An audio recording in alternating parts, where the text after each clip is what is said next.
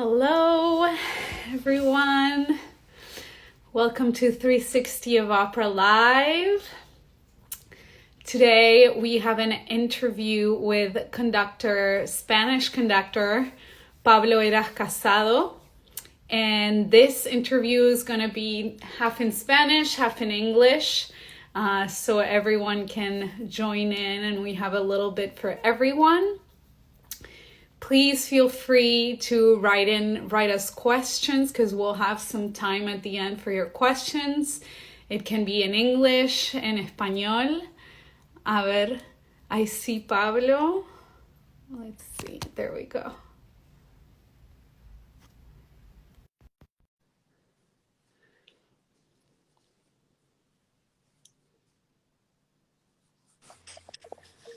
Hola. Hola, ¿qué tal? Bien, ¿cómo estás?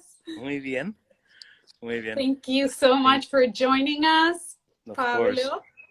Big pleasure. Welcome to 360 of Opera. Thank you very much. I was very much looking forward to this. Oh, yay. Thank you. So I was just letting everyone know that we're going to do this in English and Spanish, and there's going to be a mix of questions and that they can also submit their questions. So we'll leave a little bit of time at the end for everyone's questions. How are you doing? Where are you? I am in Granada, south of Spain, in the most beautiful city in the world, I would say. But I'm at home in Granada, in the Albaicin neighborhood, which is a very ancient part of the city and the country. And I'm here in the lockdown, making my quarantine, as everyone is doing all over the world, but trying to make the best of it. Good. At least it seems like you have good weather. Yeah, well, it's coming in and out. I mean, in general, it's good weather, but we are having a real spring this year with days switching from very rainy to very Andalusian time with lots of sunny moments. And so it's, but in general, it's not bad.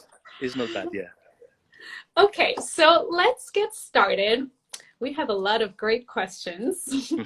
So a big part of our following here at 360 of Opera are young singers, young artists. So to start, we're going to get right on it. Let's go. Let's go. The first question. No overture, just straight to the cavaletta. Yes. This should be the last question, but I'm just going to go for it. As a conductor, what is a good piece of advice you have to offer to singers at the beginning of their career? That's a good one. Yeah. I would say, I mean, maybe I will be long in my answer. But in the end, it all resumes in one idea.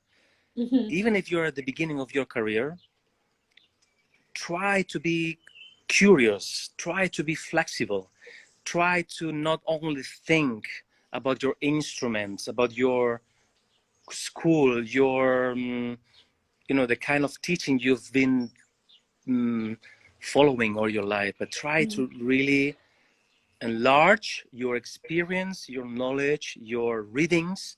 Today in Spain is we say el Día del Libro, so it's St. George, San Jordi in Catalonia.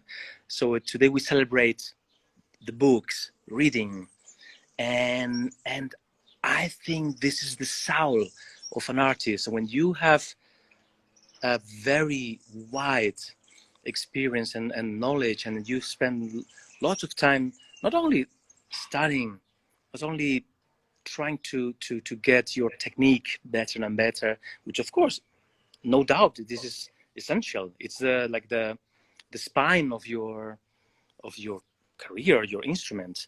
But it's very important that you have a very wide range of knowledge, and in music as well, in styles, in listening to music and of all kinds of style. Even if you, for your type of voice or your preferences, you tend to go to one side or the other of the repertoire, but listen to everything, listen to everyone, and try to absorb as much as you can. And I think this is a very, very important piece of advice. At least, I mean, I would say the same for me 20 years ago or 25 years ago, because this will keep you always curious, flexible, and not only obsessed and focused with the, let's say, the challenges. I don't like to say problems, but the challenges of your career. That's to have a big universe of interest, and I would encourage everyone doing that. Yes, wonderful, wonderful advice, which leads me to my next question. You are a very dynamic conductor, and you work with a big variety of musicians and a big variety of repertoire. What would you suggest to young artists who would like to feel free and confident in a variety of styles and repertoire like you? Well, I mean, I believe, I mean, I used to be a singer, but I mean, I was at the beginning of developing some kind of instrument. I mean, when I started switching into conducting, and I know lots of singers, and I do believe that as your mind, as your body, your instrument can also be more flexible than you think. More flexible than you think. I mean, things can be done also because in singing is very, very, very much about how do you create it and in here, how do you imagine, because we cannot just, we know that we cannot just touch it or just try a new technique, or it's inside here, we cannot see it. And linking to the question that we were talking before, the more flexible you are in your brain, in your mind, the more information you have also about styles. And if you really want to try out things, to try out different styles or sounds, colors, I'm sure if it's very clear and very opening here, and your vocal cords and your instrument will follow you.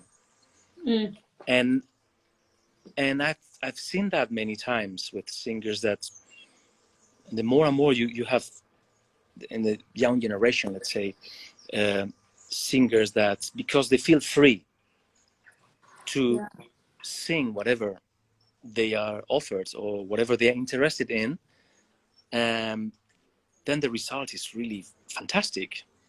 The result is really fantastic. So it's just about integrating that vocabulary, that style, all that imagination, the vocabulary in your mind, in your ear, and in a great percentage, I'm sure your instrument will follow. For sure. I mean, it is even if you are focused on one period, in one repertoire, of course you have a huge range of possibilities for emission, for colors, for singing more in a more dramatic way, in a more pure way, with non-vibrato, with vibrato, with in a darker color, with a thin voice. I don't know. I mean, this is our aim as musicians. I mean, this happens. This is the same for a violin player, the same for a piano player, for a conductor. That you can. I mean, conductors is different because we don't produce the sound. This is an advantage, let's say, and so we don't have to mold physically our instrument. But I still believe that there are more and more singers that, because of their imagination and their knowledge and their creativity is wide, they adapt their instrument to a very wide range of I mean, recently, I can tell you one example. Recently, I've been all my life working with singers and coaching and working with choirs and also amateur choirs and trying to coach them and help in somehow how to produce the sound, how to and recently I had a working session with a singer who someone proposed me very strongly for a Monteverdi role. Of course, Monteverdi being it's very early Baroque. Yeah. And this singer was a Russian singer, in principle not part of this world of, and this repertoire was not in her let's say orbit. Exactly, repertoire. Yeah. But I say, okay, let's try, because sometimes when you have before having any kind of prejudice, you can find someone being ready and flexible immediately when you ask, no, but let's go to this kind of style, let's sing on the text in a different way, let's go to the words, let's try to sing here non-vibrato or with vibrato or whatever. And it proved that it is possible. It is possible that you can have a big voice, because that theater needs a big voice, and then you can, if you have the resources and the right technique, but also here you have a open mind, it is possible. Yeah. Yep. Amazing answer. So, ahora viene una pregunta en español. En español, para todos los que están escuchando en español. Una gran parte de nuestra audiencia se encuentra en América Latina. Entonces surgió esta pregunta. Hola a todos desde España. Hola a todos.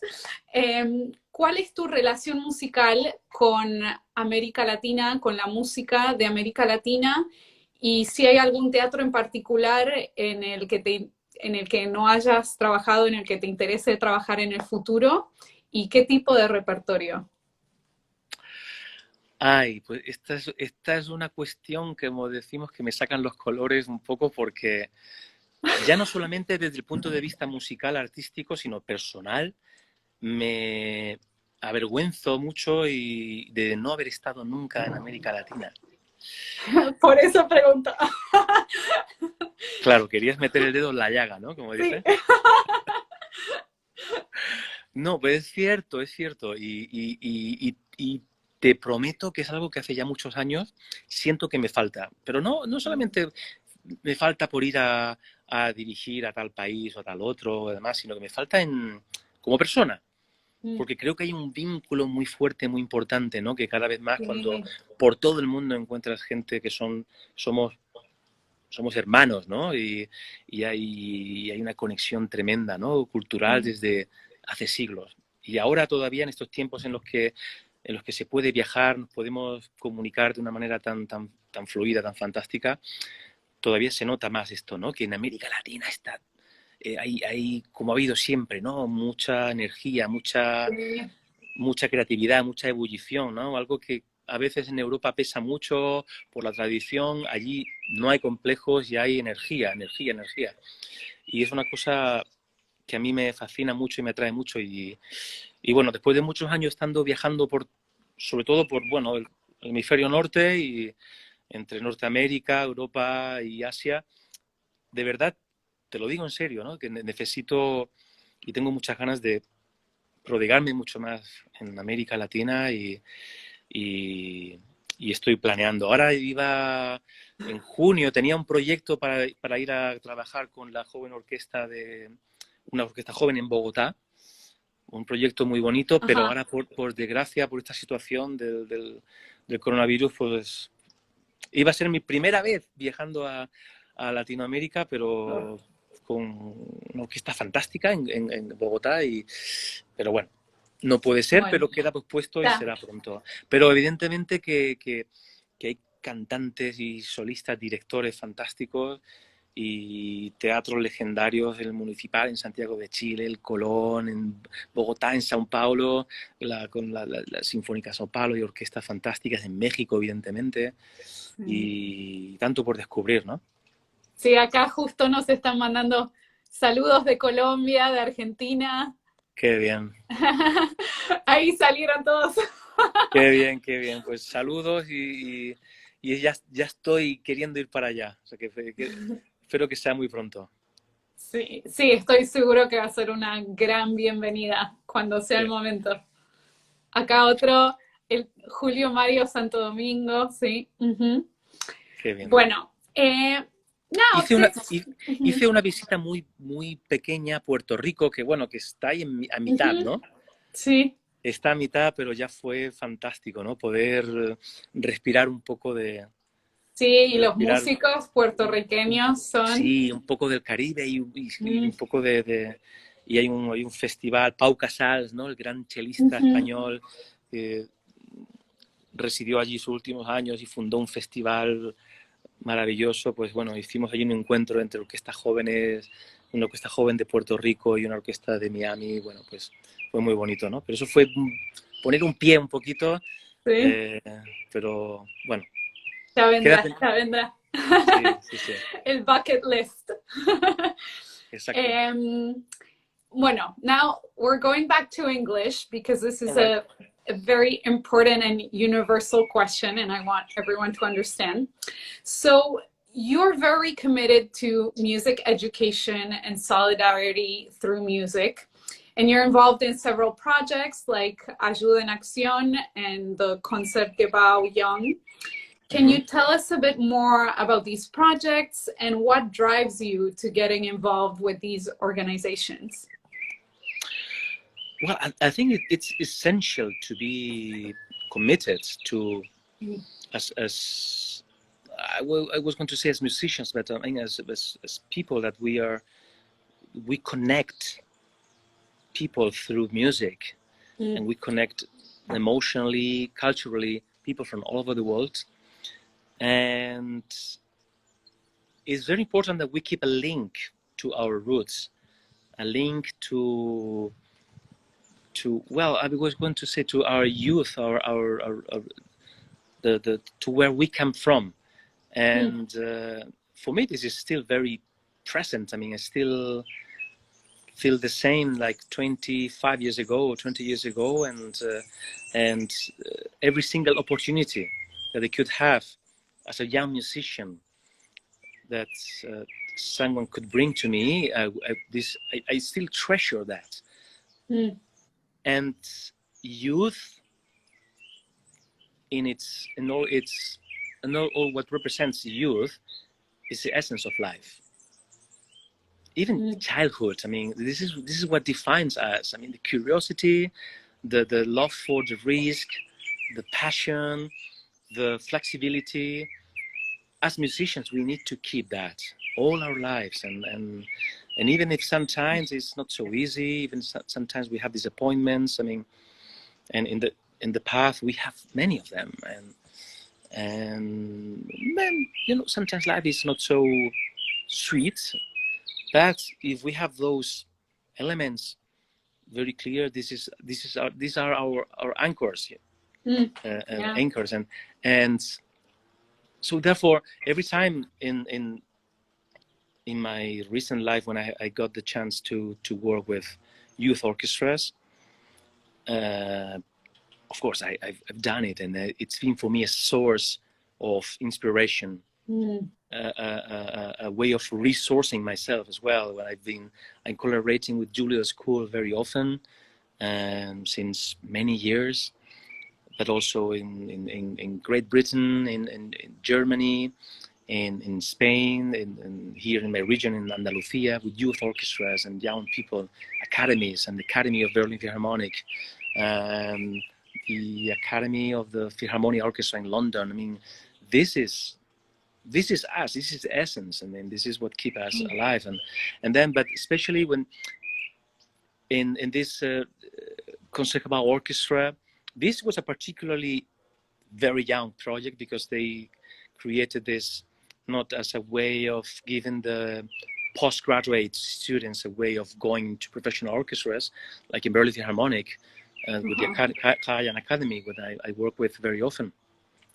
But in this case, in the Concertgebouw, was people from all over Europe, from 27 countries, with ages ranging between 13 and 17. So this is really young. And that was a fascinating project. Some of them never played in an orchestra. And then suddenly they were playing at the Concertgebouw in Amsterdam, Tchaikovsky 5. Yeah. And playing Mendelssohn Violin Concerto with Julian Rachling. So I'm sure this is something that they will never forget. Yeah. And they all are committed to be ambassadors of that. So it's part of the project. This year there's a new edition. I mean, they don't know yet. We don't know yet if this will be possible.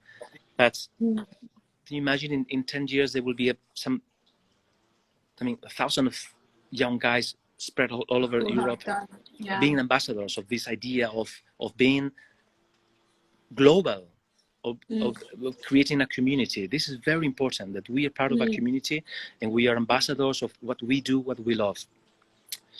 And of course, then with Ayuda en Acción, this is something different but as important, because this is a charity.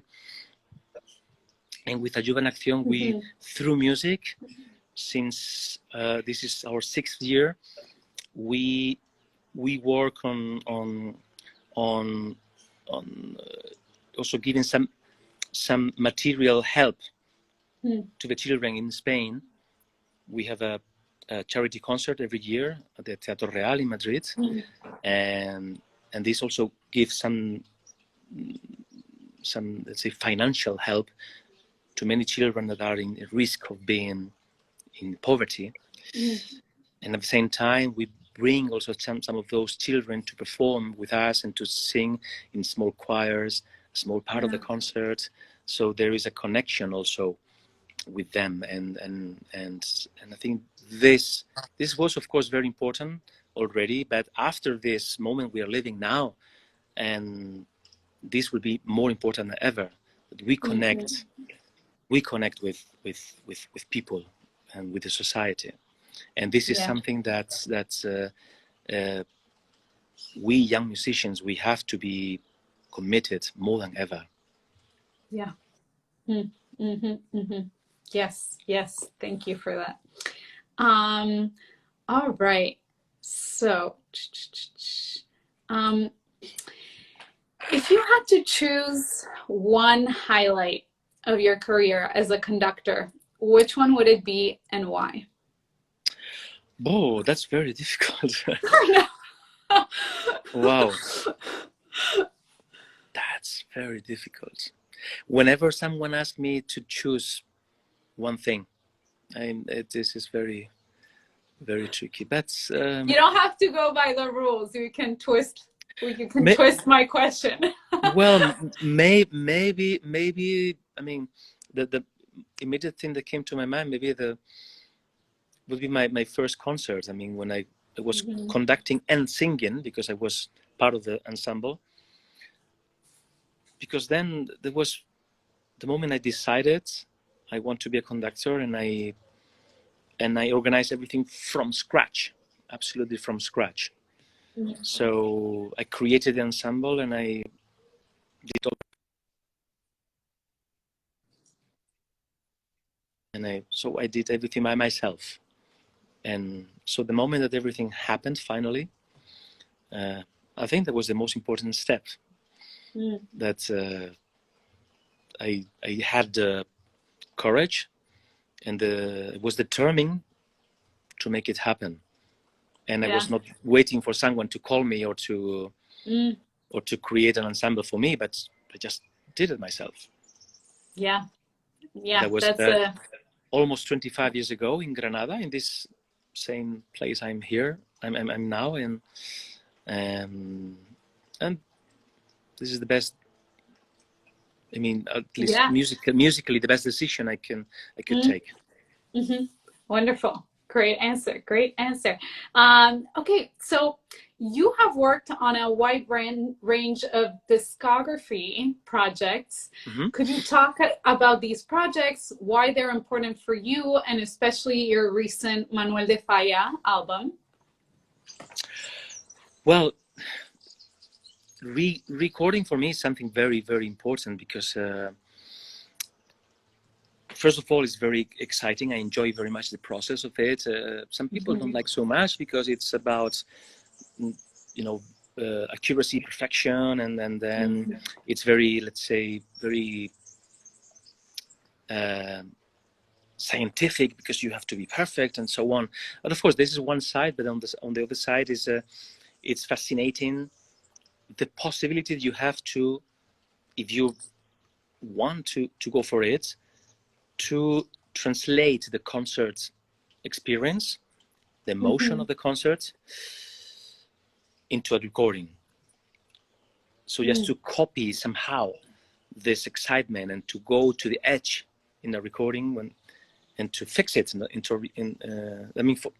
going the edge from the concert, the risk, and to translate it into a recording. And this is fascinating because then the next step is that you can reach all over the world so many people beyond the concert hall. The third stage is that this will stay forever. Yeah. So it's something that's still alive when the years pass, and there's a sense of legacy that I think it's also important. Yeah. When recordings that I've done 10 years ago or so, they're still there, they're still alive, they can still speak for by themselves. And I think now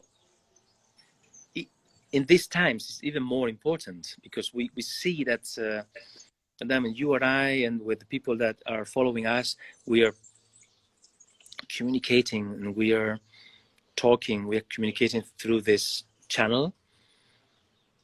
And I'm sure these days and millions of people all over the world, they are also getting inspired by recordings. And I think it's very important that we have this channel of communicating. Of course, the concert hall is the most exciting, is what we all love to do. And this is the reason why we all want to be there together with the audience and creating these unique moments. But I think it's very important. And these years, I mean, all the recordings I've done, they translate, or they are a reflection of my many different instruments, interests in repertoire. And I've been recording from Monteverdi to Bartók or Debussy, Manuel de Falla, Mendelssohn, Schubert, Schumann, and I think for me it's a very important part of my activity. And this, you were also particularly asking about my Manuel de Falla, which is a recording. I've done it after many years of trying to create this opportunity, after having done so many other recordings of the kinds of music, but still Manuel de Falla is something very, very close to my heart. But I wanted to do it in a way that it doesn't reflect just a part of the folklore or something more anecdotic, but Manuel de Falla's music, it's mainly and essentially it's music of the avant-garde of its time in the 20th century. And these qualities are the most important for this recording, I think, for his music. And it's a very modern and very edgy and revolutionary music, using some part of our folklore, some of our tunes, in the way that Stravinsky would use also his folklore, or Bartók. But it's not at all self-indulgent as folkloric music, as in the 20th century in Spain we saw Manuel de Falla. But it's really radical music.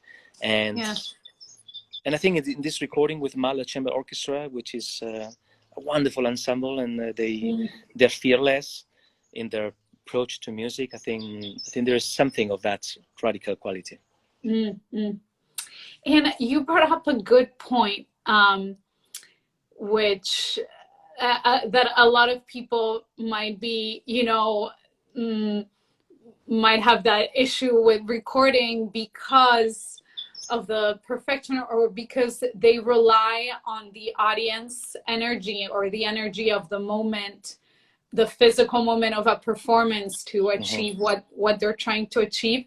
So how do you recreate or try to recreate that energy for a recording setting? Well,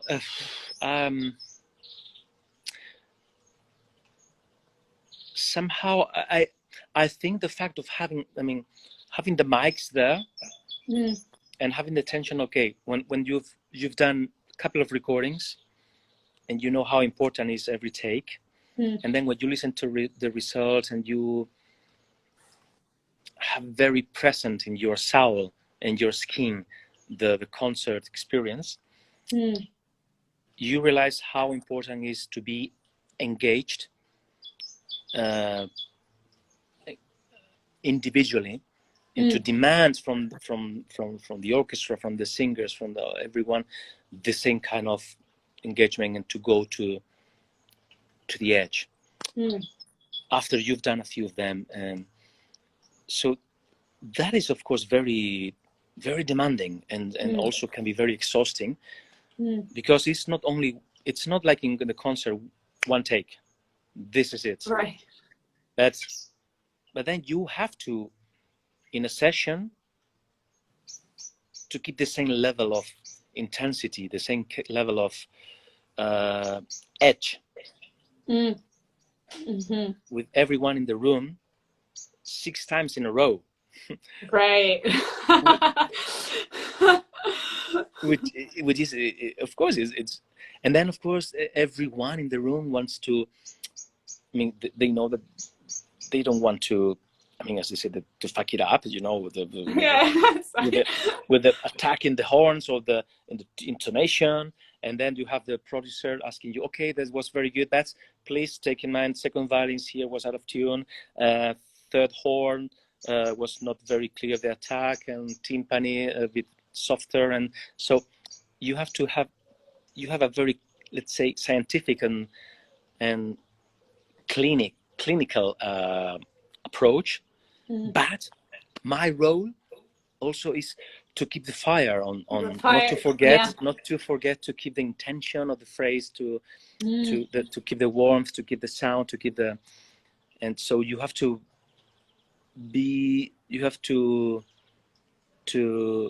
multiply your energy or 3 times in order to keep the temperature. But it's the same, it's very exciting at the same time. Right. So it's you have to have to recreate inside that experience when you are in a big concert hall. So again, it's this idea of using your imagination as an artist to make things happen. Yes, of course. When you have a very intense inner world, inner experience that you can take from inside yourself, you can recreate because you've lived that before a lot.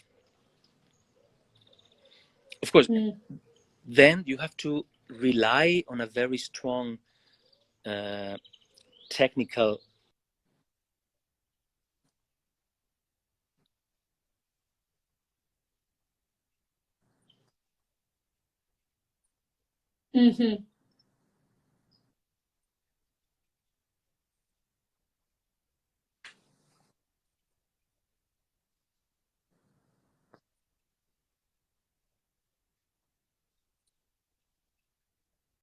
you can rely on a very strong technical training.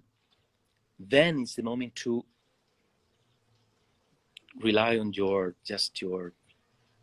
living experience, your passion, your your Yeah. experience. Wonderful insight. So this leads me to, I'm going to do this one en español. Sí, Como comentaste antes, hoy es el Día Internacional del Libro. sí. Y como estamos hablando de todo este tema de el mundo interior y la imaginación y cuán importante es para los artistas, me preguntaba si hay algunos libros preferidos que tengas para recomendar o en especial en este momento, que libros que sean importantes para que los artistas tengan en cuenta. Ah, yo creo que esto depende mucho de cada uno, ¿no? De qué es lo que a ti te enciende, lo que a ti te interesa, lo que a ti te motiva, ¿no? Porque la literatura es tan amplia, ¿no? Y yo a veces me frustro también, ¿no? De no poder leer más, de no poder tener todavía... Cuando uno sabe, ¿no? Si tú sabes todo lo que hay en el mar, ¿no? O sea, tú has visto un trocito de mar, pero sabes que hay 100 veces más y 100 veces más profundo de lo que uno puede alcanzar, ¿no? Pues claro, tienes ansia, ¿no? Sí. Tienes ansia de conocer más, pero pues yo creo que esta es la clave, el tener ese ansia y tener ese deseo de ir más allá. Yo no lo sé, para mí es muy importante. Ahora, por ejemplo, estoy leyendo algo que a mí siempre me ha fascinado, la mitología griega, ¿no? Porque creo que tiene muchas ramificaciones en la cultura occidental. Todo el arte, o sea, todo el arte, la literatura, la pintura, la música, de hoy en día en el siglo XX, XXI, pero también desde el Renacimiento, el Barroco, está anclado en la mitología. Y bueno, estoy leyendo la Odisea de Homero, por ejemplo, que Sí. ahora mismo, que es un libro muy extenso, pero bueno, la Odisea de Homero, la Ilíada, los poemas de Virgilio, ahí está todo. Y no es una lectura ligera, ¿no? Pero ahí está todo. Ahí está todo. Ahí está Idomeneo, ahí está Electra, ahí está Ifigenia. Hay una cantidad Es ópera. Es ópera todo, es ópera. Ahí está Ariadna en Naxos. O sea, podemos sacar una lista interminable, ¿no? Pero también de imágenes que vemos de los museos todos los días, de mitos que están reflejados, pintados, que luego de mitos que luego los psicólogos han investigado, ¿no? Y que los han reflejado. Entonces, yo creo que, por ejemplo, es una idea, ¿no? Pero luego está, no sé, para los que leemos español, está la literatura del siglo de oro, ¿no? Está Garcilaso, está Lope de Vega, está Calderón de la Barca, está la mexicana maravillosa Juana Inés de la Cruz, que fue monja, pero es de la poesía amorosa y sensual más impresionante en literatura en español, ¿no? Que era criolla, pero religiosa, pero tenía el alma llena de fuego. Está Cervantes, luego está toda la poesía romántica alemana, ¿no? También estoy leyendo ahora estos días a Rilke o a Heinrich Heine. No sé, yo creo que lo interesante es navegar, ¿no? Y cada uno en cada momento hay lecturas y claro, Federico García Lorca, porque estoy aquí en Granada ahora, Federico García Lorca también es interminable, ¿no? Sí. Pero navegar el mar de la literatura. Es navegar ese mar, ¿no? Y buscar... Sí. Sí. Muy bien. Antes de pasar a las preguntas que nos hayan mandado por acá, tengo un rapid fire. Okay. So I'm going to go back to English. So these are 10 this or that questions. It's fast and you can't hesitate. All right. Okay. So here we go. Here we go. Let's go. New York City or Los Angeles. New York City. Philharmonie de Paris or Carnegie Hall? Ah, I know. Carnegie Hall, because I've been there more. Mm-hmm. Cappuccino or espresso? Espresso. White or red wine? Red. Italian or French cuisine? Italian. Mm. iPad or hardcover music score? Hardcover music score, of course. Yeah. Books or Kindle? Books. Mm-hmm. Wagner or Strauss? Wagner. Rossini or Donizetti? Rossini. Piano or violin? Violin. Mm. Great, you pass. Well, okay. Okay, so now let's The only one I would live in blank maybe was the Los Angeles or New York. That's a tough one. It's tough, I know, but that's what makes it fun. That is a tough one, but anyway. Let's see. Okay, so let me look back for our questions. Okay, so here, Beatriz López Nogales pregunta, si tuvieras que elegir una pieza que te haya marcado como director, ¿cuál sería? Oh, es difícil. Yo creo que sería la Valquiria. La Valquiria es la última gran pieza que me ha transformado. Uh-huh. Ha habido muchas piezas que me han transformado, ¿no? Y que son muy importantes en ese camino, ¿no? En ese ir poco a poco ensanchando, ¿no? Como decíamos al principio. Sí. Y la Valquiria, empecé a hacer el anillo del Nibelungo hace un año, uh-huh, con el oro del Rin, uh-huh, y fue muy importante. Pero la Valquiria este año ha sido una pieza que me ha abierto en todos los sentidos, ¿no? Emocional, intelectual. Han sido nueve funciones en muy poco tiempo. Every second day, cada segundo día, sí, era una función de Valquiria, y ha sido algo que me ha dado mucho. Sí, sí. A ver, acá tenemos una por aquí.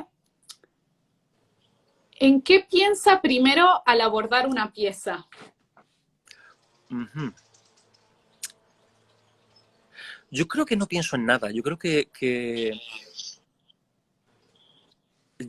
es como si me has preguntado antes la pregunta del vino, white wine, red wine.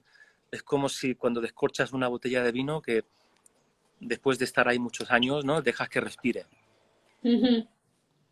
Sí. Y yo creo que, como por ejemplo ahora, en estos días donde tengo tanto tiempo para estudiar y para aprender repertorio, y tengo en la mesa a Strauss, a Monteverdi, a Wagner y a Mahler. Abro la partitura y dejo que hable, ¿no? Y yo me meto ahí, ¿no? No tengo un plan determinado, ¿no? Y el propio material, la propia literatura, la propia escritura ya habla por sí sola, ¿no? Y cuando tú tienes ya un cierto recorrido, pues bueno, ya sabes por dónde seguir. Sí. Pero creo que es importante dejarse sorprender, ¿no? Y a partir de ahí ir trazando el camino. Ir trazando el camino, y hay partituras como... Porque, bueno, la respuesta puede sonar como un poco fácil, ¿no?, ambigua, pero hay partituras que te dan ya mucho, que te dan todo, ¿no?, que tienen mucha información que asimilar. Hay partituras que no tienen apenas nada, como Incronazione di Popea de Monteverdi. Hay una línea de bajo y una línea vocal, no hay nada más. No hay nada. si es más rápido, más lento, más piano, más fuerte, y está el texto. Entonces, cuando digo tienes que dejar que hable, es que tienes que dejar también que el texto, el contexto también de la obra, Sí, tienes que saber dónde estás, ¿no?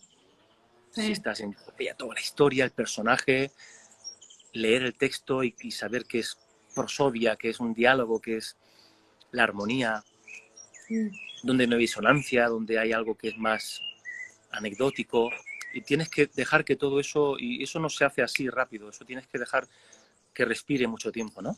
Mm, ujú. Me gustó la analogía con el vino. Como un vino. Sí, tal Sí, tienes cual. que dejar Sí.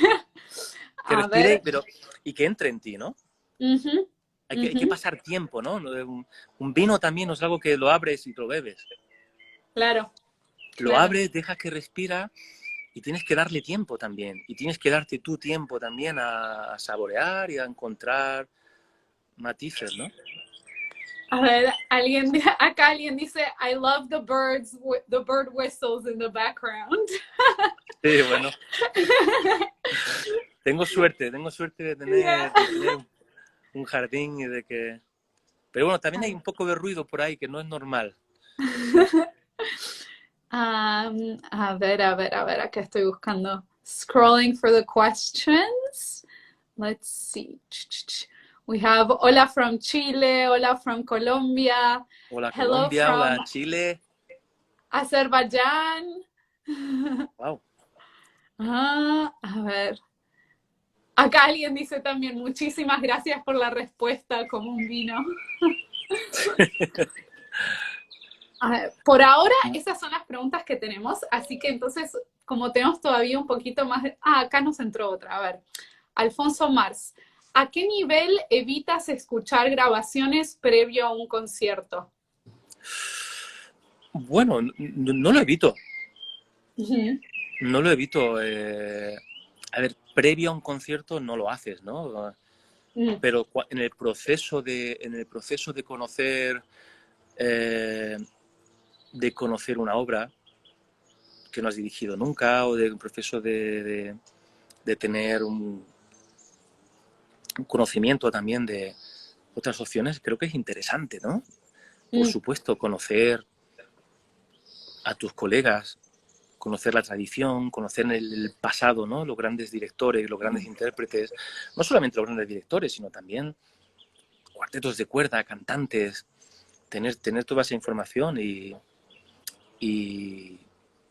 teniendo a las espaldas en el pasado una tradición tan importante, sería estúpido no beber de eso también, ¿no? mm, ujú, Es como si yo ujú. quisiera mañana ser director de cine y no viera ninguna película Claro, y no viera claro. el cine que se ha hecho, desde el siglo XX, ¿no? Hay que, Mm, hay ujú, que conocer, ¿no? Y eso lo hacemos todos, ¿no?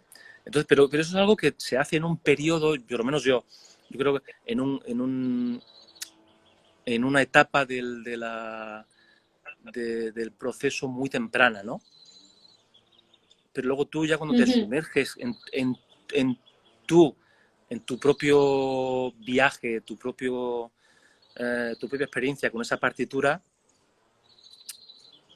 todo eso que has ido un poco visitando, aprendiendo, dejando que penetre un poco, se queda superficial, ¿no? Luego está tu experiencia, ¿no? Con esa Claro, partitura y ya dejas de oír otras grabaciones, ¿no? Ya no puedes tampoco hacer que nada te interrumpa, ¿no? claro, claro. A ver, acá otra muy buena pregunta que entró. José Alberto pregunta, ¿algunas pinceladas de cómo afrontas la tetralogía? Oh, unas pinceladas a mí. Esto daría para unas cuantas horas, ¿no? Pero bueno, pinceladas. A ver, es mi primera tetralogía y evidentemente que lo primero de todo es que es una obra inconmensurable, ¿no? inconmensurable, es más grande, o sea, que un solo hombre haya sido capaz de producir esto, ¿no? Es más grande que las pirámides de Egipto, es más grande que la Alhambra de Granada, es más grande que cualquier cosa, no sé, que es la obra más grande que un hombre. Y bueno, quiero decir, es un trabajo muy intenso y muy arduo, en el que de nuevo yo lo que intento, conociendo todas las referencias y la historia que hay de una obra como esta, ¿no? Y tantas referencias fantásticas que hay del pasado y del pasado reciente también, ¿no? Intérpretes con los que trabajo yo también, cantantes maravillosos que forman parte de mi equipo, que también tienen mucha experiencia, ¿no? Tienes que escucharlos también, Pero, de nuevo, es la partitura, la fuente, porque Wagner es un compositor muy adelantado a su tiempo, muy moderno. Hablábamos antes de partituras que sí que precisan más o menos lo que quieren de ti, ¿no? Wagner lo tiene clarísimo, clarísimo, clarísimo. Y da muchísima información. Es muy moderno la escritura orquestal, a un nivel casi impresionista, ¿no? En cuanto a las dinámicas, las combinaciones de instrumentos. Las indicaciones a los cantantes son muy precisas también. Y yo creo que sería un poco ingenuo o estúpido no hacer caso a toda esa información que hay, ¿no? Y simplemente dejarse llevar por una tradición determinada, ¿no? Yo creo que es muy importante cuestionar todo lo que él dice, ¿no? Cuestionar en el sentido de vamos a esa información asimilarla e intentar traducirla, ¿no? Y cuestionar la tradición. La tradición a veces solamente es pereza. ¿Esto se ha hecho así siempre? Bueno, pues como lo hicieron estos grandes así, pues lo seguimos haciendo así, ¿no? Yo pienso que hay que ser menos perezoso también y seguir creando tú un camino, ¿no? Y conectar con la esencia y conectar con la intención original, ¿no? Y hacerse preguntas de por qué uno hace esto, ¿no? Entonces, esto es básicamente para mí ese transcurso, ¿no? Sí, genial. A ver, acá Silvia Ananta dice, gracias por inspirar a tanta gente, me inspiraste a estudiar dirección. Qué bien. Qué bueno. Pues mucho ánimo. Belén dice, buenas tardes desde Valencia, recordando momentos de la RCO Young. ¿Sí? Acá, Qué bien. sí. Qué bien, Acá pues hay sí. otra, Isabel desde Valencia, un gusto escuchar al maestro Heras y los reinos de los pájaros de fondo. Bueno, tengo, A ver, como decía, esa suerte, ¿no? Que me acompañe siempre este murmullo. a ver, acá históricamente a Wagner se le ha dado muchas interpretaciones en función con cada etapa histórica. ¿Tiene Wagner algún mensaje para los tiempos tan duros que ahora vivimos? Es una pregunta también profunda, y como estoy viendo de quién viene, que lo saludo a Jorge, le doy un abrazo muy fuerte y gracias por estar ahí escuchando. Mira, yo creo que como todas las grandes obras de arte, el gran arte, ¿no? Ya sea el musical, teatral, literario, claro, tiene mensajes, nos guarda mensajes atemporales para cada época, ¿no? Porque son cuestiones que surgen en cada momento histórico y sobre todo en las crisis, ¿no? Y yo creo que bueno, la música de Wagner, que nace, la música y sobre todo también, pues, esta historia fascinante, ¿no? Y con tantos niveles de lectura como el Anillo del Nibelungo, ¿no? Que es también producto suyo, ¿no? El libreto es del propio Wagner. En un momento en el cual, pues, es una de las mayores revoluciones en la historia de la humanidad, ¿no? Revolución, crisis, podemos llamarlo, ¿no? El momento de la revolución industrial, el momento en el que el hombre se aparta de la naturaleza, el momento en el que se pone en crisis también la relación después de la Ilustración con Dios y con las creencias, donde aparece el capitalismo, ¿no? Y donde los estamentos, después de un periodo en el que parecía que tras la abolición del antiguo régimen, la burguesía aparece como una oportunidad para poder acceder a todas las oportunidades que ofrece el liberalismo. No es así tampoco, ¿no? Y al final es una trampa, y la revolución industrial y el capitalismo pues también somete a mucha gente a formar parte de un estrato donde no se puede escapar, ¿no? Del proletariado. Entonces, bueno, ahí tenemos muchos elementos, ¿no? De la religión, del poder, del Estado, del capitalismo, del proletariado, de la naturaleza y cómo la sometemos y cómo la abusamos y cómo que llegan hasta hoy. Y en el anillo todos esos temas están presentes, ¿no? Y de hecho, alguien me dijo que, además de Jesucristo, sobre Wagner es de lo que más se ha escrito en la historia de la humanidad, sobre Wagner. Imaginémonos, ¿no? Todo lo que ha dado de sí ese personaje y todo lo que él ha generado. Entonces, El Anillo del Nibelungo también es un libro donde podemos leer todavía lo que somos y los problemas que nos siguen acuciando, ¿no? Y en este momento, claro, la naturaleza se ha vuelto contra nosotros, ¿no? Sí. De hecho, además, en la producción de Wagner del Anillo del Nibelungo que estamos haciendo, la de Robert Carsen, que es fantástica, una producción que tiene ya 17 años, pero que no envejece y sigue siendo igual de actual, sobre todo es la naturaleza y el cómo apartarnos de ella y el violar esa esencia, intentar aprovecharla para fines, digamos, más lujuriosos o para fines monetarios, digamos, que tienen que ver con el capitalismo, tienen que ver con el ego y con el interés personal. Todo eso es lo que desencadena la destrucción, ¿no? Sí. Y bueno, no sabemos de dónde viene este virus, pero sabemos que ha sido por precisamente vulnerar el orden natural, ¿no? de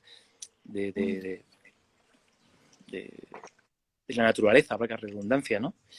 Y que al final esto puede con cualquier potencia económica, puede con el rico, puede con el pobre, puede con el poderoso, puede con el... O sea,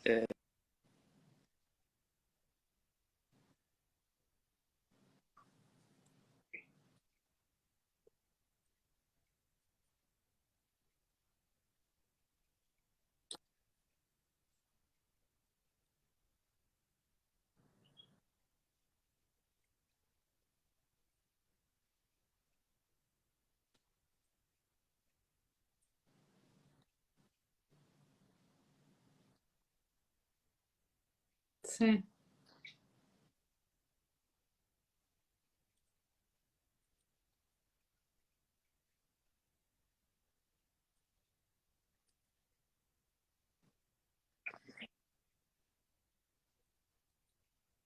Sí.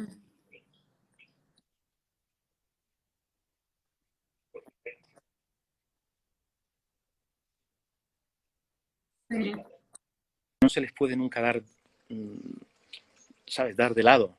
No te puede volver de espaldas. Porque por algún lado te van a castigar, por algún lado... Sí. Y sí. En este caso yo creo que es la naturaleza, ¿no? Si le damos la espalda a la naturaleza, por algún lado nos va a venir alguna desgracia. Sí, sí, sí. Bueno, se nos está por acabar el tiempo, pero muchísimas gracias. Realmente, en especial esa última respuesta fue muy, muy interesante y muy relevante con todo lo que está sucediendo. Y gracias por la charla inspiradora y por tu tiempo.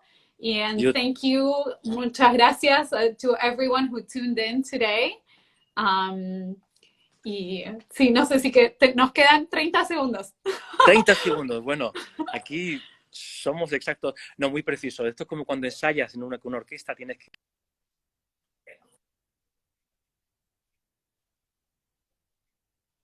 a todo el mundo por el interés, por estar ahí. Y thank you everyone for being there. Thank you for this wonderful initiative. I think this is very important in these times that we are all connected. And anytime I'm here, and really looking forward to connect with you via this channel and hopefully very soon in a concert hall. Yeah.